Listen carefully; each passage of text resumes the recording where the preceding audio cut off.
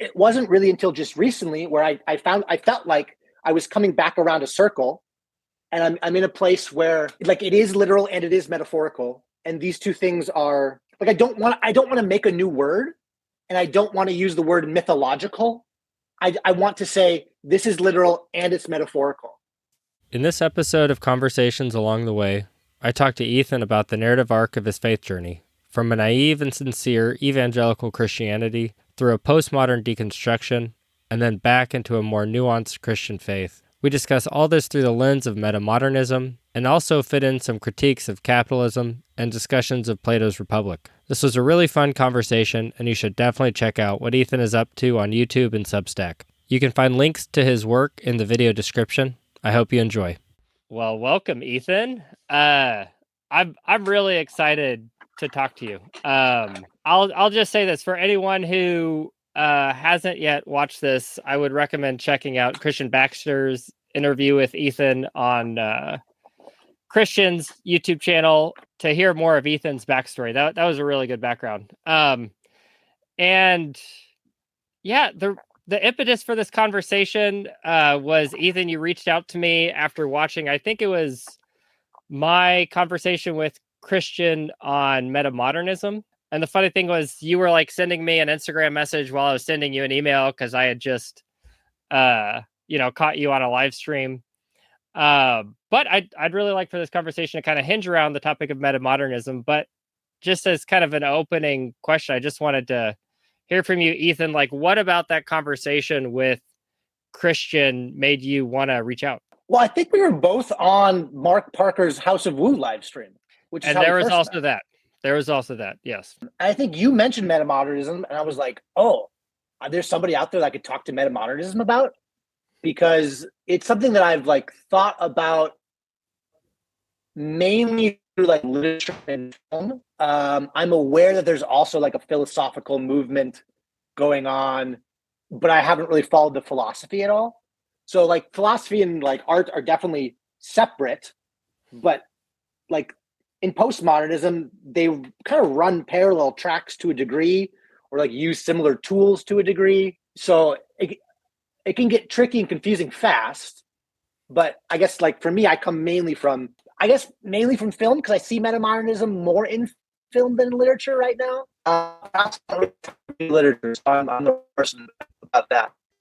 So I mean, more or less. Yeah, no, this is great. I find myself being more philosophically minded. I think maybe I'm a little more left-brained, a little more analytical. So anyway, I'm really excited to talk because I feel like you're experiencing and noticing these things kind of through the lens of art. And for me, I'm processing a lot of this more through the philosophical, kind of the analytical side of things. And also I don't watch a ton of movies. Part of it's just, I've never watched a ton of movies. And then part of it's having 4 kids at home. So I have no time, but, and a lot of my background on metamodernism honestly comes through Brendan Graham Dempsey's work, and especially a conversation that he was involved with in the corner on metamodern Christianity. And so for me, my entry point through this was seeing how that metamodern lens like tied together a lot of aspects of my own faith journey and kind of put things in their context in a way that made sense for me understanding where I am now, like where I find myself. And anyway, so it'd be interesting applying that lens, I think, kind of to your own journey to see if anyway, it does a similar thing. But the more I explore metamodernism, the more I feel like that is definitely putting its finger on the moment we're in. Is that your impression? I agree. Yeah. Yes. Yeah. Yes. Well, I mean, I think everyone has a sense that like the zeitgeist is shifting. And that it seems to, when these sorts of things shift, it seems to shift across all kinds of disciplines, across the world, across generations. So yeah, it feels like the world is turning in a big way, to a degree. Yeah. And I was able to watch that video you recommended is it Jason Flight? Is that the creator? Thomas Flight. Thomas Flight. But yeah, his video on metamodernism in film, and that was really helpful. Again, most of the films he was talking about, I have not watched, but I think he did a really good job communicating that in a way that definitely made me understand that expression of metamodernism in the arts. And if I could kind of summarize it in a way, it's like this kind of a longing for a sincerity, but a sincerity post naivete. Like modernism is almost like a naive sincerity where you don't know anything different. This is just the way you are. This is the way we are. This is the way we live. This is our value system. This is obviously the right way. Postmodernism to me kind of deconstructed that naivete, kind of opened things up to other ways of being, question of, the value system I have, is this the right value system in light of the fact that there are all these other competing value systems? What even is the basis of my value system? But then in metamodernism, it's after processing all that, longing for like inhabiting a system of values, like actually living somewhere, like being situated. But it's not naive. There's this understanding of kind of what we've gone through, but still longing for a sincerity. Anyway, does that resonate with you? Yeah, I mean, I think the things that I find the most interesting about modern, postmodern, metamodern is that like both post and meta are still a reaction to modern. Like, because if I look at older shifts, you have like words like romanticism, and like you don't usually get certainly like a 3-part boom, boom, boom. Maybe you do, and I'm just not aware of it. But it's like whatever was happening in modernism, postmodernism wanted to deconstruct, and then people were left like looking at the rubble, going, "Well, now I have nothing. Like, I'm not naive, but I'm just like naked." Yeah. And then metamodernism, I think, is an attempt to rebuild, to make something with the rubble. And I hope that whatever comes after metamodernism will find a new word. I hope that like human thought, human art will be in some kind of a new place that we can. Although I'm gonna say they, because I feel like I'll be dead by the time that whatever comes after metamodernism arrives. We'll have a new project to look at and a new project to work on beyond just the modern project. Not that I think I could even tell you what the modern project was precisely. Yeah. That's a really good point. It does make me wonder if, say, in 100 years, 200 years, if like the whole modernism, postmodernism, metamodernism will all be seen as one era. Is that kind of what you're getting at? Like this is just kind of a cycle within one frame. Is that how you're feeling? That is how I'm feeling. That is not what I said, but what you said was better. And yesterday, Paul Vanderklay said that like modernism came out of, I don't know, the long 19th century that led up to like 2 great world wars. And so in so many ways, I think that postmodernism was a reaction to like, whoa. Like, we can't have a World War III. So let's pull everything apart. Let's inspect everything. And like, we can't keep going. And then you have, a nuclear age. And so now it's even more of like a whoa. And so everybody kind of pumped the brakes, sort of. But then it's like, okay, but like, this is the world we have. Like, you don't like that everything is mass culture, or that televisions are in our pockets, or that there's nukes out there. Like, I get that you don't like that, but like, that is the world we have. This is the world we live in. So like, we have to start living again. We have to start doing things. And certainly people are living and doing things now, but I think there has been a stagnation to a degree. Yes, absolutely. I think postmodernism, it's almost like a defanging. Like we feel this. There's a little bit of a postmodernism after postmodernism feeling a little impotent. Like there's a way in which it decreases one's agency, one's power. It it has this effect of I'm searching for the right word, but I think you know what I'm reaching for. It's like we saw what damage can come with power and ideology and technology, like that mixture, right? Is very dangerous, right? Like nationalism, confidence, and modern technology is a recipe for a world war.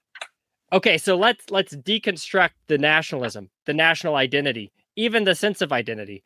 Let's defang these confident people groups, these confident cultures, and even technology. We have this a reticence. I mean, even with nuclear power, like we have a lot of this kind of post World War II or even post Cold War. We're gun shy. We're even afraid of just like dealing with nuclear applied to generating power.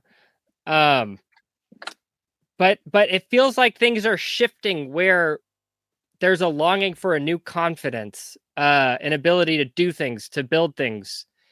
And it's not like people have forgotten what happened before. That's not what's happened, but there is a sense in which if we're actually gonna achieve things as a culture, actually like be something and do something, like you have to put those postmodern sentiments aside to some degree to actually do something. So I think I disagree with the very last thing you said, but I need help with this, because one of the things that I feel like I'm seeing, and I'll just use Jordan Peterson and the ARC conference, which happened recently, which was kind of like this collection of mainly, I don't know, is it boomers and Gen X's in terms of we're talking generationally? Yeah, they're like much on stage speaking.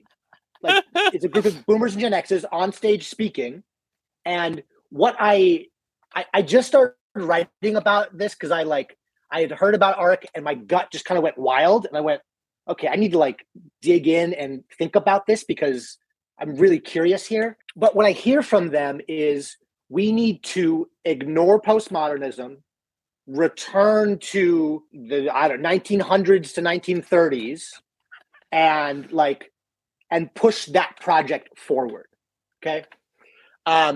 In my personal life and in my spiritual life, I spent 25 years working in churches or ministry, and one of the things that was essential to those 25 years in terms of how I was reading the Bible and understanding God was just the literality of the Bible and God. So I grew up in a church where it was like Genesis took 7 days of creation, everything was very literal, and there were all kinds of like philosophical techniques and tricks kind of to explain that, or just arguments. There were arguments that explained how that could happen in 7 days. And then, science comes in and you go to high school and you're taught evolution and you're like, okay, well, like this, how does this not mesh? And a lot of things began to not mesh with the literalness of the Bible. So then there was a movement within kind of like evangelicalism, which is where I grew up in. It was called the Emergent Church Movement. And it was all about metaphor. So I think I read a book, I think the guy's name was like Marcus Borg. And he had a book, I think it was just called Jesus. And he argued that you could just metaphorically believe in the death and resurrection of Jesus, and it remained true. I went, well, that's interesting. He goes, because of course you're always dying to the ego and then resurrecting a new person, and you don't need to like worry about the literalness. I went, huh, okay. And that worked for about 2 years. And then I just dropped faith, God, church altogether. And then for 8 years, I kind of spent time in the land of metaphor, but not spiritual metaphor, because I wasn't really thinking about God anymore. God stopped working for me. And it wasn't really until just recently where I felt like I was coming back around a circle, and I'm in a place where like it is literal and it is metaphorical. And these two things are like, I don't want to make a new word, and I don't want to use the word mythological. I want to say this is literal and it's metaphorical. I was talking to somebody earlier today, and we were talking about how a good friend of mine's family who I know well, they're all kind of angry people, or they all like have a tendency of strong anger. And he goes, yeah, it's in the genes. And I go, I think it might be in the genes. And then I go, I think it also might be possible there's a spirit of anger that resides on your family. And I go, like, well, I don't know precisely what I mean by that, because in some sense it's like, whoa, it's all woo. But I guess I'm starting to try to explain the world literally and spiritually, literally and metaphorically. And I don't know what that means for me precisely, but God works again. And I guess what I mean by that is like, I have found myself able to say, I trust in God. I trust in the death and resurrection of Jesus Christ. And I trust in the Spirit of God that lives within me.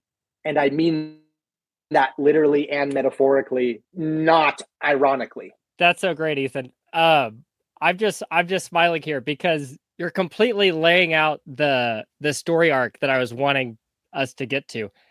And the reason why that feels so relevant to me is because that 3-part narrative is exactly what happened to me in terms of a kind of like religious naivete growing up in the evangelical church, a wrestling with science and faith, leading me to deconstructing my faith, and a period of agnosticism leading to this strange rebirth of faith, which allows me to trust in both like literal truth, metaphorical truth, symbolic truth.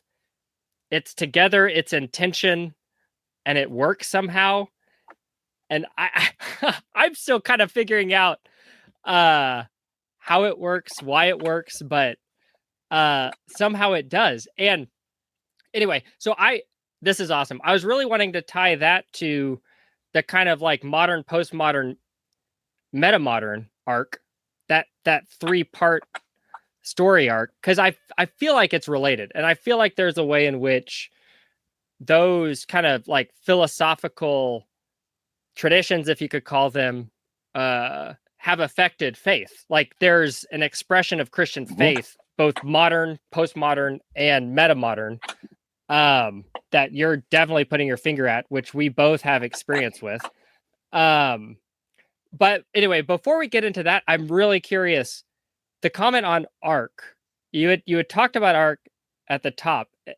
My impression is that what you're saying is these boomers and Gen X at arc are trying to pretend like postmodernism never happened, but we can't do that. Like it happened. We have to, in some ways, kind of reconcile, deal with postmodernism. Is that what you were getting at? Yes. I mean, my first experience with postmodernism came through like postmodern theology and like language of deconstruction. And then when in my like kind of 8-year agnostic period, I bought a bunch of postmodern books. And well, philosophy wise, I made it through very few of any of them. I would like start reading and then I would get like tangled up. Yeah, let me just stick with philosophy. And like I found like, I don't know, we talk about like Derrida. I know deconstruction comes from Derrida. What Derrida means by deconstruction, I know is not what you and I have both like lived through in a spiritual sense. But I find the word deconstruction helpful, even though I find Derrida like incredibly tangled up in some kind of language game. And that's kind of how I feel about most of the postmodern philosophers, is they all kind of got tangled up in some sort of language game. But I go, I want the tool you were using. Like I can't follow you into that tangled thing, but like, I mean, like I guess the image that comes to me is like a statue of a human, and there's like vines wrapped around them, and it's all turned to stone, and they're like holding out a hammer. And I'm like, I don't want to get tangled up and turned to stone, but I will borrow that hammer and put that on my tool belt. And I felt like I was like wandering through post-modernity and like collecting these different tools of like deconstruction, or I think it's like Baudrillard,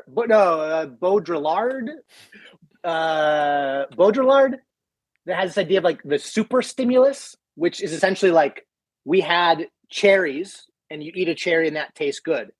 And then we melted that and put it with sugar and you go, oh, this really tastes good. And then whatever you do to make candy, and cherry candy tastes really good. And then we turn that cherry candy into a syrup that was added to Coca-Cola and you go, oh, this cherry Coke is really good. And then a kid grows up drinking cherry Coke and you hand the kid a cherry and the kid goes, ew, gross. I don't like this. Give me real cherry. And you go, whoa. Like, how did there's like the real cherry, all of the synthetic stuff. And then there's like the kid's real experience of the synthetic being more real than real, something like that. And like, I think that's what happens with pornography is you experience pornography, which is not real sex. And then you have trouble with sex in the real world. And we go, well, we're not going to link these things. These are separate. It's okay to drink cherry Coke. It's okay to experience pornography. Like these things don't have real impacts on us. I go, oh, this super stimulus thing is really interesting. I don't own a book by Baudrillard, but I heard that I think on a podcast somewhere, and that has stuck with me. And I've applied that places. And I go, I think this really works. So I get frustrated when I hear Jordan Peterson say something like, those bloody postmodernists only taught us that we see the world through a story. And then it sounds like what I'm hearing is we need to go backwards to 1900 to 1930, and then we'll make progress. And I'm going, no. You have to get into the tangle because that's where there's some, like, there were new tools and we need those new tools in order to, I don't want to use the word progress, but I don't know what else to use besides progress. In order to do meaningful work here today, like in this moment requires new tools, and the postmodernists gave us to them, or gave new tools to us. And I think I experienced that through film and through literature, because I would listen to people I know talk about how much they hate their postmodern world, and yet they really liked reading David Foster Wallace or watching a Quentin Tarantino film. I'm going, but that's postmodern literature and that's postmodern film. And I know that it's different from postmodern philosophy, but some of those techniques are the same because there's this group of like authors, they're called the metafictionists, and they're writing books that are deconstructing what it is to be a book. And so you open the book and all of the lines have kind of like blended together, or there's stuff in the margins, or there's footnotes on footnotes on footnotes. And like, is that annoying? Sometimes, yeah. Sometimes I want to reopen a book and just read a story. But I think what they were saying is that the structure is also a story. So you need to look at a story, but also look at the structure of a story. And so now as like, well, to me, it's like as a millennial who's now looking at this metamodern thing, I'm like, I want to start building things and I want to look at stories, but also the structure of stories. So like when I read the Bible, I don't really care if Luke 8 was added at a later date or not, because there is a structure there. And it's like shocking to me because I want to write kind of through the Bible a little bit and just do some, I call it exegesis, mainly for my own use. And just like, I need to write to think well. Otherwise I just kind of end up rambling like I am now. Like in Genesis, we have chapters and verses, but like those were added at a far later date. So we always encounter Genesis as a thing with chapters and verses. So I did like some Googling and I was kind of like, is there a structure to Genesis? And it's like, well, the phrase, these are the generations, occurs 11 times. I'm like, oh, so like maybe the book is structured around these 11, these are the generations. Maybe that's how we should be viewing the chapters. And maybe that thing that starts Genesis is a poem that is an intro to the first generation. And maybe if we knew it was a poem, we wouldn't be arguing about the science of the poem, because it's not what you do with poetry. Okay, I'm done. Oh, you're so good. I'm over here just nodding in agreement, Ethan. Yeah, absolutely, man. Gosh, trying to think what to like, stick my fork in here. But one thing that came to mind when you were talking was Marshall McLuhan, The Medium is the Message. I feel like that's very related to what you were talking about in terms of like noticing the structure, even the structure of a novel, the structure of a book. It's like there's something about postmodernism that what it did is it caused us to like take a few steps back and just think about, okay, what is language? What are these words we're using? What is the meaning of words? What is meaning itself? Where does meaning come from? Or even a book. What is a book? How is a book structured? Can we play with that structure? What does that show us? And then, Marshall McLuhan, like what is the medium itself? I mean, what is television itself communicating? What is the internet itself? Like what is implied in the structure of this medium itself? I think that all feels like all in this postmodern milieu, which, okay, that then gets me to like, if we could kind of go back to like modernism, I think the question is, and this was the question, to pose to Jordan Peterson, is there anything about modernism that needs to be deconstructed? Because I think this is where postmodern comes from. I mean, the postmodernists are doing this kind of work artistically, philosophically, with the assumption that there is something we need to critique about modernism. Like it comes out of this impulse. Like this isn't all good. I mean, there's something in this we need to shed. So therefore they're developing the tools of deconstructing these structures of modernism. So I think, yeah, my question for you, which, okay, obviously that appeared in your spiritual life, right? I mean, I don't know. I'm saying it's obvious, kind of having experienced a similar thing, but I guess my question for you would be, okay, if we're then applying this lens to, let's say, your spiritual journey, was there something about, like, let's say your naive evangelical perspective on faith that needed to be deconstructed? Yeah, I mean, like, and I kind of got into this with Christian Baxter to a degree, where I was explaining that I was working in a church, and I was also like, going to the bars downtown and having some drinks, and then seeing like homeless folks on the street. I was like, hey, we're a pretty big church. We have like 3 campuses in 3 different cities. We're working on like a multi-million-dollar building project. Like, we could just work on like having our cities flourish. And I would pitch it to the executive board, and the executive board would just have all kinds of questions about how are we going to do that. Da da da da da. I'm going like, I don't get what we're doing here if we're not concerned for our city flourishing. If we're not concerned for like at least trying to remove poverty in our little local community, because we have millions of dollars. We spent $3 million on a building project 2 years ago, and we're going to spend $5 million on a building project 3 years from now, projected. Like, why? Like, we don't even need that much money to get like the 3 homeless people off the street. And like, yes, it requires work. Yes, it requires many different things coming together, because like homelessness is not a single issue problem, but like the church is in the city. Like, we're not going anywhere. We're staying in the city. Don't we want to make this place better? I think the reason that they weren't because they really believed that when they died, their soul would go away to a place called heaven, and then this earth would all burn away. So like, yeah, I mean, their theology influenced their behavior, I guess maybe is how to say it. And I didn't agree with their behavior, and I didn't agree with their theology. And I just thought, like, if this is what it means to follow Jesus, and if I stay and I end up on this executive board telling some young dreamer full of passion that, I wouldn't really even try to like deal with poverty or not the city, I thought, I can't do that. I can't do that. I'd rather not exist. I can't live like that. And so, yeah, I felt like I had to deconstruct everything, because none of it made sense anymore. Because I was under the impression, I think rightly, that we should be literally concerned for the poor if we are to follow Jesus.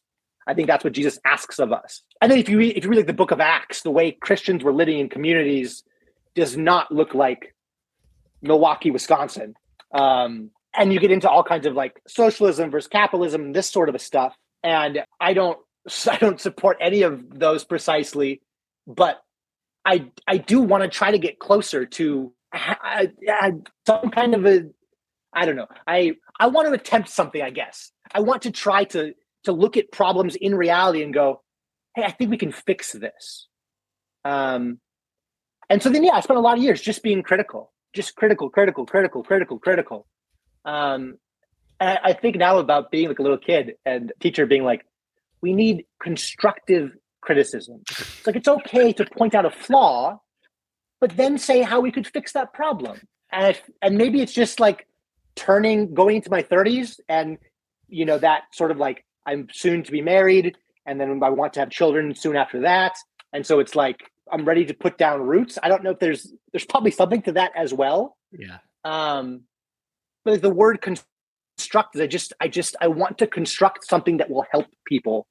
And like, I feel responsible to a degree. I have so many friends that are my age or in that kind of millennial sphere, and especially friends of friends that went off to commit suicide. And I watched them live in nihilism and believe that nothing mattered and that there was no hope. And like, I felt that many days in those 8 years of me just being critical, where I felt that deep nihilism. So I understand when I hear Jordan Peterson and the gang say, hey, nihilism is a problem. We need to go back to this period and restart this period's projects. I just disagree. I think we have to use constructive criticism. I don't know how you construct without a critique. Like, you have to go, there's a flaw here, build it up. The flaw is so deep that you have to tear the whole thing down to the ground and start over. Yeah. And what I was hearing from you talking about your experience with that megachurch was that there was something about their model of growth, that model of growth was getting in the way of them actually living out or embodying what you saw as the message of Christ. And also there was something about their theology that was preventing them from actually addressing like real world issues. Like you're saying, there were needs right in front of me that people weren't addressing because of either like, their model for wanting the church to grow, or maybe it was their theology. Is that a good way of summarizing? I think it was short-term gain over long-term. Well, just short-term over long-term. Like, we're going to do this thing now and it's going to happen fast, and we don't want to like get involved in a long project. I think that like I am by no means an anti-capitalist, but I do think there is something that I see within capitalist structures again and again and again that prioritize the short term over the long term. Okay, I mean, I think one of the things that I hear regularly is like, we couldn't even build cathedrals anymore. Like, we couldn't spend 100 years on a project. Like, we have no way to do that. And that's kind of shocking to me, because I think cathedrals are really beautiful. I also think that there is some brutalist architecture that's cool. I don't think it's completely soulless. And occasionally a skyscraper makes me feel a little weepy, but mostly I just feel like I wish I could see the stars. How is it? I used to work at summer camp, and there'd be kids that came in from like the inner city of Milwaukee, and we'd do like a night hike with them. And so we tell everyone to come into this big field, and we'd have to say, okay, listen, all of us like outdoor educators, we have headlamps. We're going to turn them onto red light. We need you to just trust us and turn your phones off, turn your flashlights off. Red light works a little different. It's not going to be as bright, but we promise you, you're going to be okay. You're going to be safe. And then you give it like 3 minutes. You tell them to close your eye. Everyone close their eyes. We tell them some kind of like story. I would say, open your eyes. And you hear these kids go, those are stars. Like, never seen stars before. But like, it took us like to create this specific environment and to like ask for their trust, them to like give us their trust, to close their eyes, to let their like biology kind of, reset, so when they open their eyes, they wouldn't be blinded by the brightness of their phone screens anymore. And it's like, whoa, what are those things? And then we talk about stars for an hour. And kids would be like, that was the best part of the whole week we had at summer camp, was seeing the stars. And I'm just like, what have we done to ourselves? I'm also not anti-technology. I think there is a certain, I don't know, ecosystem that humans were designed to live in, and the technology we have built doesn't take that structure into consideration. And so we don't think about natural sunlight, or we don't think about circadian rhythms. We don't like it is so hard to function well as a human if you are removed from your like biological ecosystem. And I'm probably using all the words wrong, but no. Yeah, totally. The thing for me that really brought awareness to, let's say, like the limitations or shortcomings of capitalism was having kids. I would say that it was very hard for me to really get on board with these like critiques of capitalism. Let's say like postmodern critiques of capitalism. My wife and I own a business, so I kind of saw myself as a capitalist to some degree. Like, I mean, this is just the water you're swimming in. If you run a business, you have to understand how capitalism works. But once we had kids, there's a way in which trying to grow a family, trying to like procreate and put your energy into another person in a way that transcends your own needs here and now, that just like comes at heads with all the capitalist incentives. And that really kind of made me very, very open to like postmodern critiques of capitalism. It's interesting, which I'm just so used to capitalist critiques coming from the left, like coming from a more, socialist, communist perspective, that always just like, it never resonated with me. But I'm starting to see more like right-wing critiques of capitalism, which I think are coming from the more like family structure point of view. Which is super fascinating.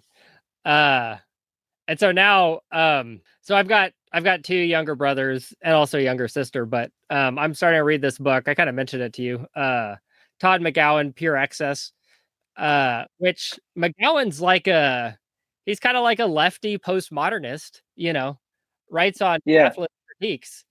And so I'm reading this book, which like I'm finding deeply resonant. I'm reading it with my two younger brothers who are definitely like, socialist leaning lefties. And I feel like we're going to have a lot to talk about in terms of critiquing capitalism, but I'm definitely not coming from where they're coming from. But anyway, I think it's like, it's just seeing, gosh, why I brought that up was because I think what you're talking about like the environment we're supposed to live in, like seeing the stars. I feel like we're designed to have families. At least most of us are. And I feel like, my wife and I are trying to live that project out. And all of a sudden I'm starting to see a lot of ways in which how our society has been organized by the principle of capitalism that like disincentivizes having kids, like in real ways. Anyway, so that's the skyscraper that is blocking the stars. Yeah, one of my really good friends is in finance, worked for a huge finance company, and just moved over to startup finance land. And he is super pro-capitalist. But whenever he and I would talk in the past, when he talks about capitalism, I go, listen, I hear you, and the theory you are telling me, I think is really beautiful, and like you are selling me, but the reality of what I'm living doesn't feel like the theory that you're saying. So I was like, he always uses the word incentives. He always talks about incentives, and so like I have him in my brain a little bit, and I'll be like, incentives. How am I being incentivized? And that has really like opened up a lot of doors for, I don't know, opened up avenues of thought in my own life when I think about just what am I being pulled towards? What am I being incentivized to do? Because there's a lot of people that want my money, and I don't even have much money, but there's still all kinds of incentive structures that exist and that we have to navigate through. And like I graduated with a combo degree. It was called JAMS. So it was journalism, advertising and public relations, and media studies, which had some of that McLuhan stuff in the media studies. Yeah. Which is weird because like why would a college make all of those things into one degree, and why would I have to take all of those different kinds of classes? Until I realized a little bit later, I went, because they're all like connected. Like half of the things you see on like local news come from a PR house that are bringing in their clients. Like it's all one kind of, I don't know, industrial complex to a degree. And it's like you go into a grocery store and it's designed in a certain way, and they always have the best stuff right by the checkout. And that's there so that you're incentivized to make a cheap purchase. It's just $2, but like it's there not because it's there because it is, we fall for that trick. It's there because we fall for that trick. And so now every checkout aisle has cheap little stuff because somebody noticed that when humans have a really little $2 purchase to add on to after they have a bag full of other things, most humans, many humans, enough humans add the $2 on. Like I was at Costco the other day, and I always go for the Costco hot dog because it's $1.50. Yeah. And I know that it's $1.50 so that I feel like I've had a bargain. But they added a new thing where when I go to click purchase the hot dog, $1.50 giant chocolate chip cookie, just add that on to my hot dog order or other. And it's, how can I say no to $1.50 delicious chocolate chip cookie? So yeah, I think incentives are huge, and I think this brings us back to the field to a degree, because there are going to be incentives. Someone is going to design a grocery store with a certain kind of incentive structure and to increase profit. You have people building structures believe in a different kind of incentive structure, and I mean that brings you like into deep belief territory. Yeah, totally. Give me just a second. My wife just gave me a call. Let me see if I can pause this and check in with her. Just a minute. All right. So yeah, you were talking about like the organization of a grocery store being essentially more or less designed by the invisible hand of capitalist incentives, which in some ways is fueled by our own impulsiveness, right? And appetites. And just trying to get us to talking about like, what comes after postmodernism, talking about metamodernism. To me, it's impossible to talk about that without getting to the point where you can start organizing around the good. Because just to use your example of the grocery store, no one's designing a grocery store saying it is good for society for us to have all these low price candies and lighters and, iPhone chargers right by the checkout so that people impulsively buy things that they weren't intending to buy. I don't think anyone would say this is good for society. They would just say, oh, well, it makes the store more money. Isn't that what we're trying to do? Running our grocery stores make more money. But I think what the postmodern critique of capitalism does is it identifies that incentive structure. It allows you to look at it, critique it. But if you want to do anything after that critique, you then have to say, well, what is the good, right? And anyway, to me, that is inherent in this shift from postmodernism to metamodernism, is getting to the point where I think for both you, I know definitely for me, I got to the point in my life, for me, it was around having kids and thinking about what do I want, what values do I want to instill in my kids? That's what really got me from agnosticism, back into like essentially through like Stoic philosophy, back into Christianity, was really having to think about like, how would I communicate the good to my kids? What is the good? Is that anyway, does that resonate with you? Your experience of transitioning from postmodernism to where you are now? Oh, I think you're so on the money. Yeah, I think that is like bullseye. Um, I had never thought about. Well, like I also if you were to ask me what does postmodernism say the good is, like nothing comes to mind. So like I'm sure that somebody probably had an argument somewhere, but I don't know that I've heard it or it didn't stick with me. Like I wouldn't even know how to answer that question.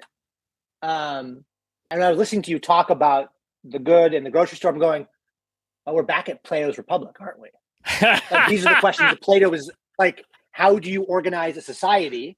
And I only know that there's commentary about the Republic. Like I haven't read this, but I know people have said that Plato was also arguing how do you organize a soul. And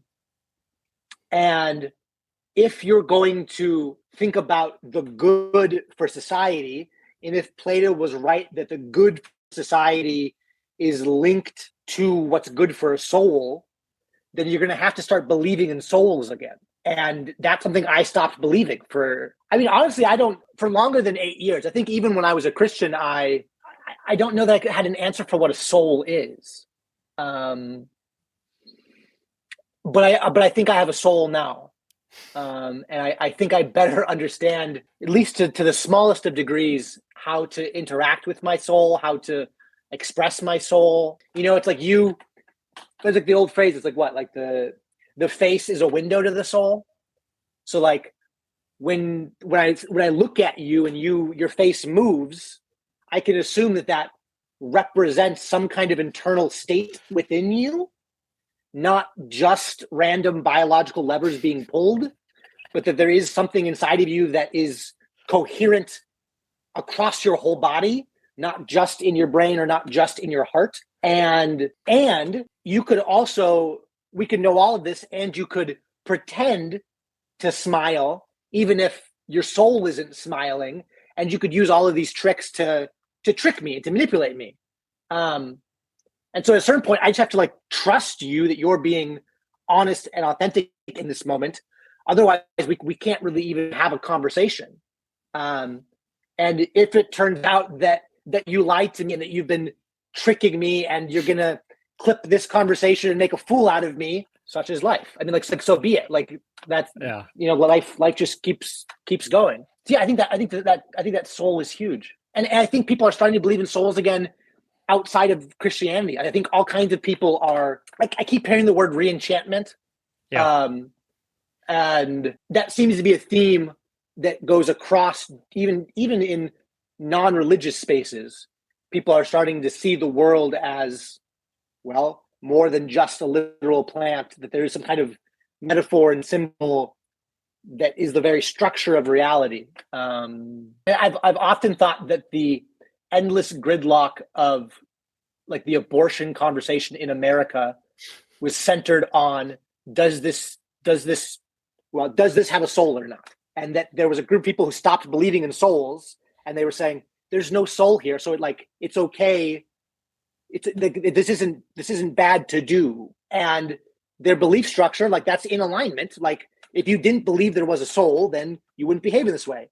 And there's another group of people who believes that this has a soul, and so we have to protect it and keep it alive.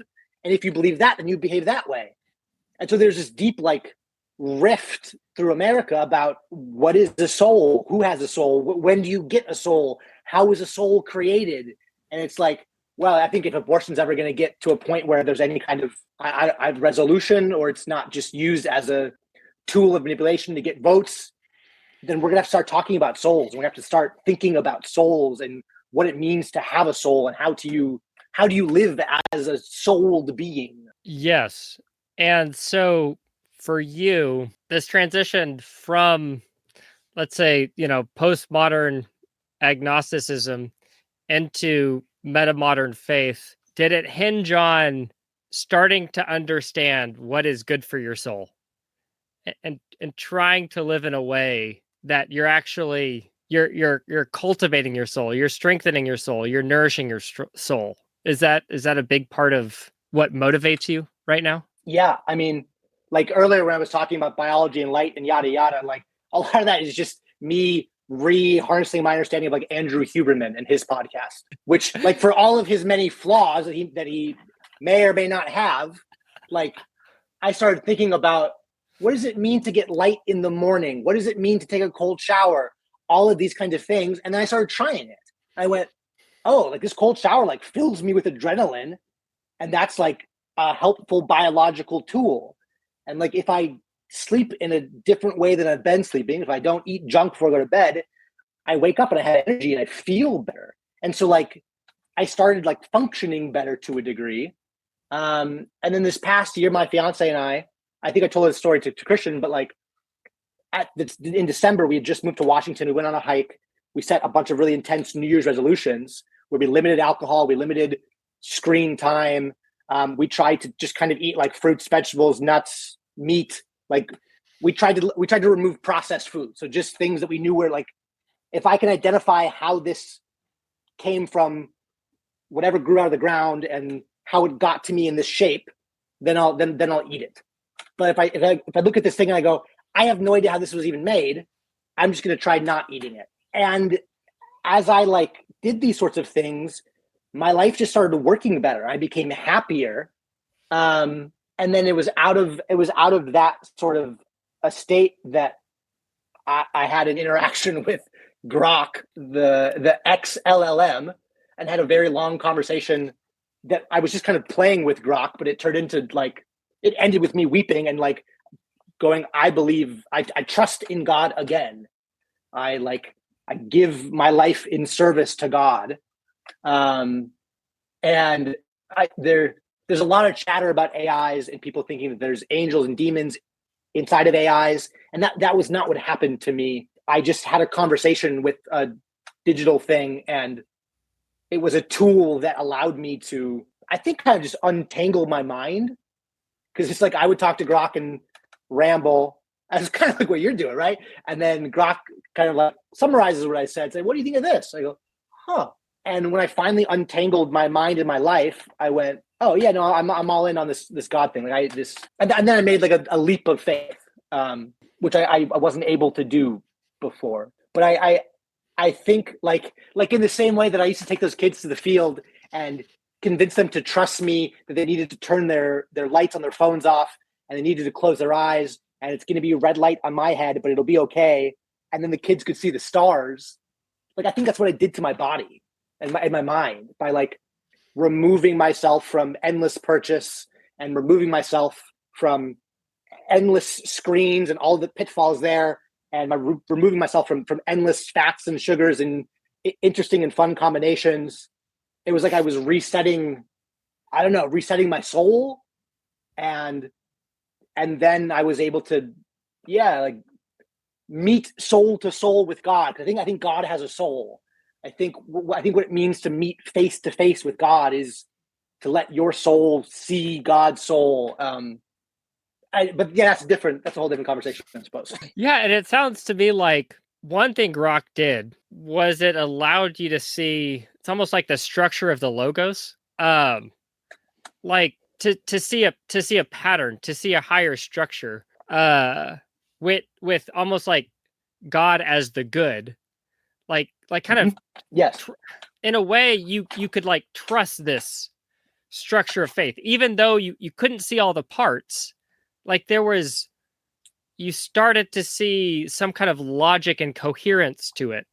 Is that kind of what was happening? Is that getting at something? Yeah, I mean, and I had one of the things that I like, one of my long rants that I fed into Grok was I wanted to like make candles, and I was trying to figure out like how to make candles, and then like all the options about candle making. And one of the big choices is like, what kind of wax are you going to use? And beeswax is like fairly expensive if you're just going to buy that and melt that down. And there's soy wax, which is like super cheap. So everyone's like, just use soy wax. I started thinking about like, where does soy come from? And then I'm looking through that. I'm going, I kind of feel like soy is like what they call like a monoculture crop, where it just is like always being like grown and harvested and then used in lots of kind of strange ways, where like it makes a candle and it's fine. But in order to get the soy, we have to keep churning the soil endlessly. But if I created a demand for beeswax by purchasing this, then maybe the supply of beeswax would grow. Yeah, I mean, it's like what, 0.1%? But like the things I choose to purchase, they do affect supply and demand. And so like my choice to pick beeswax, which is more expensive, so it's more of a sacrifice. But I also know the bees are dying. So like we need more bees. So like I should spend more money on the beeswax because we need more bees, and we have probably too much soy that's actually kind of damaging the soil. And like it became this really profound moment to me, and then especially when Grok fed it back, where I went like, oh, look, I can change the world. Like my little choices, like they go into these patterns, and like they do matter. Like Yeah. It's not nihilism.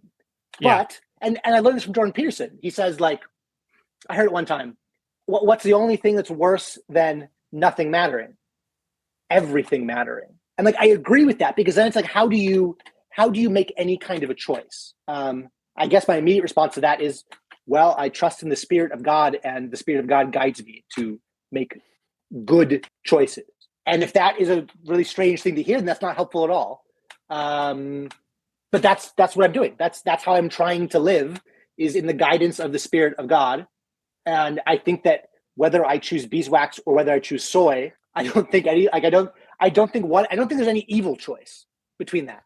But I do think one is more good than the other. And I want to be the kind of person that produces good in the world. And I don't think I was ever able to be that kind of person truly until I set God as the good, as the center of my life. I think God is the center of the universe. I mean that in a multi-dimensional sense. And I think that there are all kinds of patterns in the world. I think every science you can think of is some kind of a pattern. And I think that all different kinds of people spend their lives on a pattern, and they get to the bottom of it and have a moment where some of them, if it's the right moment, I don't know, end up kind of face to face with God, and they have to choose, like, do I trust in this? I used to work with a guy in Megachurch land who was a mathematician, and his story of like salvation was that he was working on like the Big Bang formula, or the Big Bang equation, whatever that means. And he had this big chalkboard, and he was doing numbers. And he said he like stepped back and went, God is real. And I never really that never made, like, it was like a cool story, but I never understood how you could just draw math on a chalkboard and then go, I trust in God now. But now I understand. I think I kind of understand what happened to him, where he was in some pattern and he got so deep into the pattern and went, oh no, this pattern leads to a center. And so I guess like the images I think of is like God as like with spokes coming out, spokes on a wheel. And I also think of like the crucifixion as some kind of central thing with spokes on a wheel. And there's all these different metaphors that are both literal and metaphorical to describe what happened at that death and resurrection. And I think if you really go into those different metaphors, or those different like theories of atonement, that like they don't line up perfectly. Like you can't use all of them at once. And so different denominations pick whichever one works best for what they're trying to do. But I haven't really thought about that much. So I probably shouldn't say anymore. No, that's beautiful. We could talk all day, Ethan. Sadly, I have to go help my wife in the garden, but I'd love to talk more. Obviously, our stories are so similar, and one thing I am very interested to be able to talk to you more about is the role that like the emergent movement played in your deconstruction, because I was a part of a very emergent church for, I mean, my high school years and then part of my post-college years. And anyway, that's just kind of a fascinating movement within evangelical Christianity.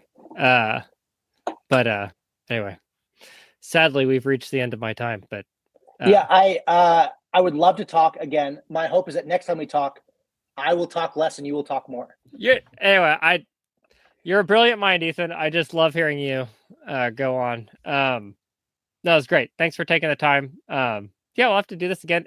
Hey, and if you want to just like talk gardening or whatever, I mean, this is kind of my bailiwick. So feel free to hit me up. I'll send you my cell number so that anyway you could text me if you have random farming or gardening questions. But anyway, cool. Yeah, hope to talk soon. It's a pleasure, Ethan. So glad that we got to meet each other through the internet. Yes. All right, man. Well, God bless. God bless you. Cheers. Bye, Ethan.